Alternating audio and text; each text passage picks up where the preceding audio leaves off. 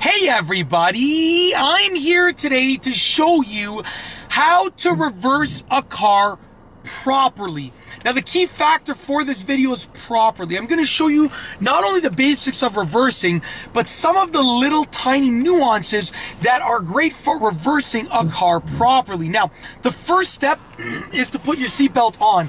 So many people don't put their seatbelt on because they have trouble looking all around when reversing with their seatbelt on. I will tell you, sorry about that. I will tell you that it's very important to wear your seatbelt because you never know when you're going to get into an accident, or else you would avoid it. You never know when you're going to get into an accident, so wear your seatbelt. Now, in order to be able to look all around while reversing with your seatbelt on, what you also want to do is give yourself a quick stretch. I like to just kind of stretch my back, stretch my neck, and then just kind of stretch my shoulders. It takes like 5 or 10 seconds, and it really will allow you to reverse that car properly, because the next step is looking all around. You want to look behind you, out that rear windshield. If it's snowing or raining, like it is right now, and you have a rear windshield wiper, turn it on. This way you can see out of the rear windshield. So look out the rear windshield, look all in the windows, look out the front of your car, your front windshield, and also look in all 3 of your mirrors.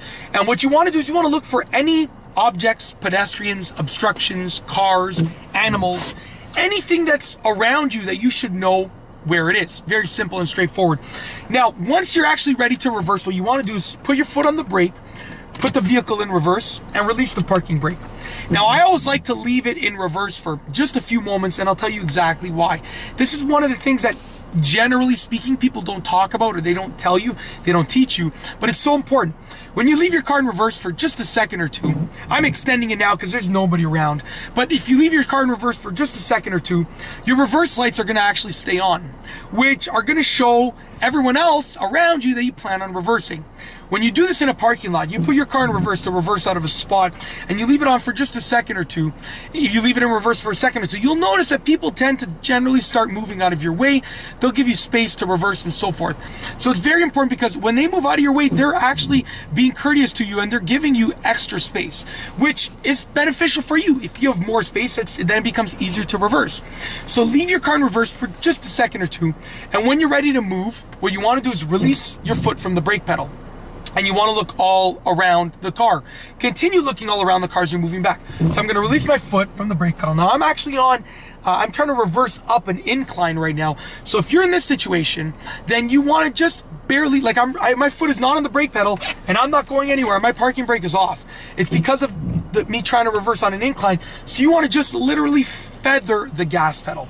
So you literally want to just barely press the gas pedal. Continue looking all around, just like this.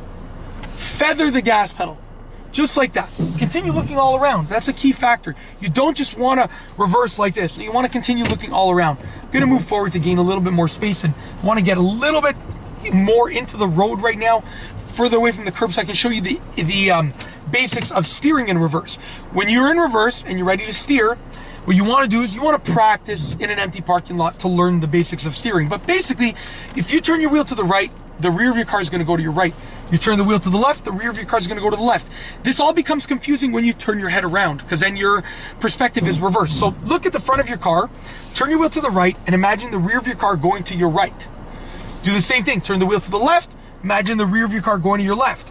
Now do that, but turn around. So I'm going to look, turn around, turning the wheel to the right, the rear of my car is going to the right, and turn to the left, the rear of my car is going to go to the left.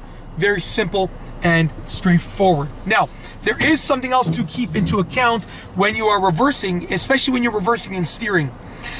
The front end of your car will swing out when you steer in reverse. So, for instance, let's say I were to turn the wheel all the way to the left in reverse. I'm really close to the curb. So if I were to do this and I were to release the brake pedal, start moving backwards, the front of my car would actually swing out to my right.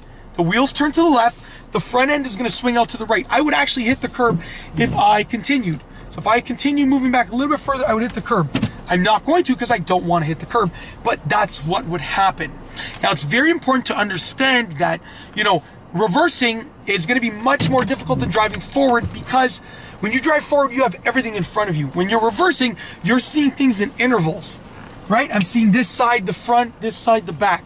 I'm continuing to do that, but everything that I see is in intervals. So it's very important to note that when you're reversing, you have to be extra cautious. And that's it. In this video, I've gone over the basics of reversing a car properly. If you like this video, be sure to give it a thumbs up. Let me know what you think down below as a comment. And of course, be sure to subscribe for more great car and driving videos just like this one. And that's all I have for you today. Thanks for watching.